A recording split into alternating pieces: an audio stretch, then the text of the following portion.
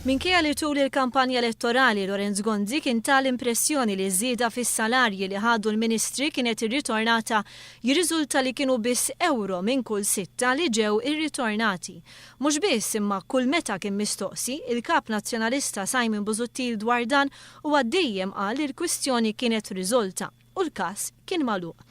Dan żvelaħ il-Prim Ministru Joseph Muscat il-bieraħ fil-għaxija fil-Parlament. Ġiet irrevokata, id-deċiżjoni dwar l-onorarja ġiet irrevokata. Dan it-tarif ixejjen l-argument tal-Partit Nazzjonalista qabel l-elezzjoni li għaddiet li żieda tħallset kollha. Fl-2008 Lorenz Gonzi kien iddeċida li jżid is-salarji u l-onorarja tal-Ministri fi żmien meta faqqat kriżi ekonomika waqt li l-poplu kien qed jintalab jagħmel sagrifiċċji. Id-deċiżjoni kienet baqgħet mistura u ħarġet fil-beraħ biss wara mistoqsijiet parlamentari. Saħansitra l-Speaker tal-Parlament kien tħalla flama dwar iż-żieda fl-onorarja.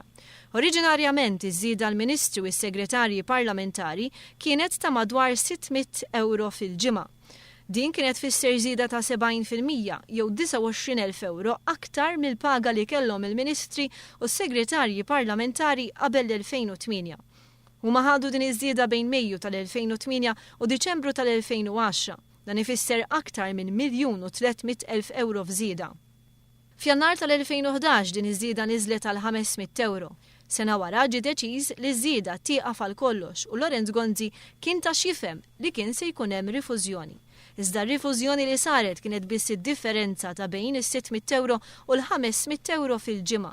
Jirriżulta li l-Ministri u s-Segretarji Parlamentari Nazzjonalisti ħadu bejnietom żieda tal-fuq minn 1,600,000 euro li minnhom ħallsu lura biss 300,000 euro.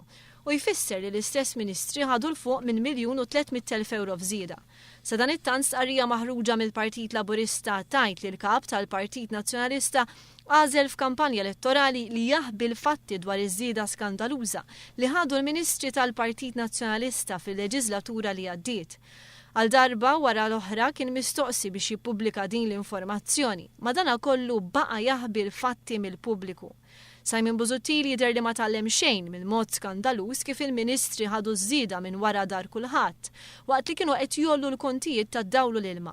Dan kollu jfisser li l-lajta ta' matul il-kampanja elettorali li żieda tħallset kollha lura kienet biss gidba u din kien jaf biha anke l-istess kap nazzjonalista Simon Busuttil meta l-istess Busuttil kien qal f'Novembru 2012 li din il-kwistjoni kienet magħluqa.